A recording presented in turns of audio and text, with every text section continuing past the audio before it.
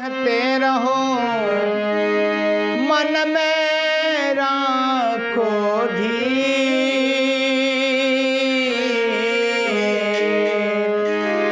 और कारज सब संवारेंगे सीतापति रघुवीर।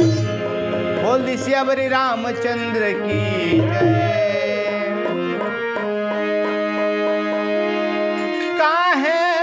माया में भुलाइल बड़ तोता हो, काहे माया में भुलाइल बड़ तोता हो। ई खोता छोड़ के जाए परी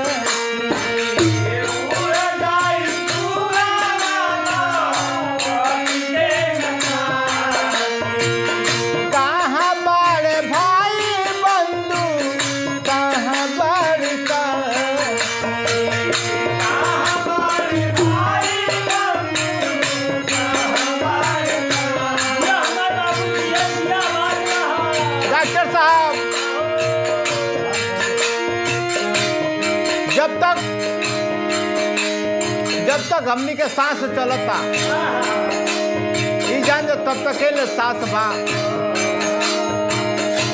गईले के बाद केहू पूछवैया नहीं खे, यो केहू ढूंढे वाला नहीं खे कि कहाँ गईला तू। भूल जाई सुगाना लो वटी के नता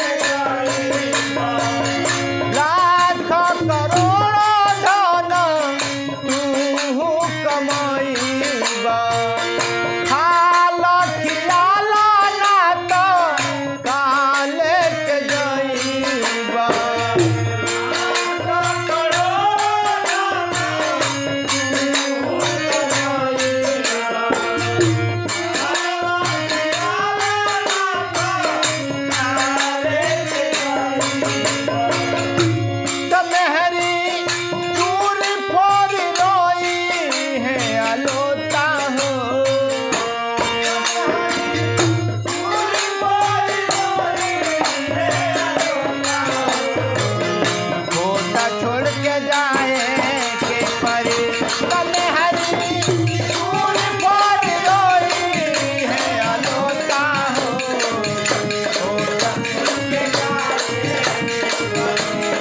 काहे माया में भुलाइल बाड़ तोता हो होता छोड़ के जाए के परे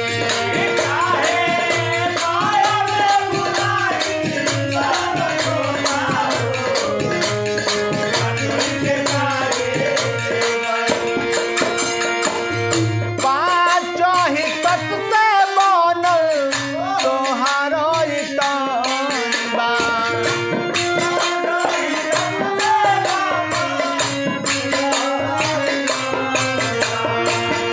पाँचों ही तत्व से बनल तोहारो ई तन बा।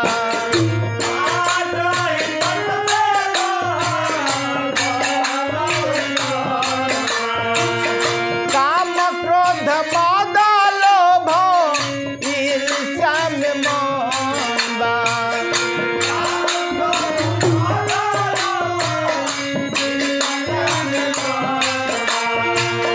काम क्रोध मद लोभ ईर्ष्या में मन बा।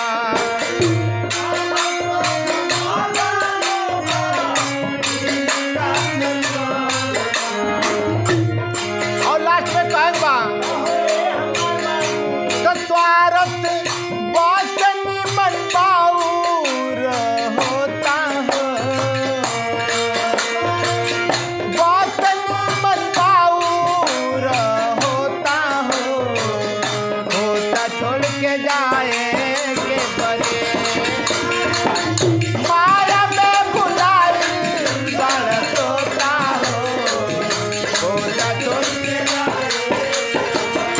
ई काहे माया में भुलाई बड़ तोता हो होता छोड़ के जाए के परे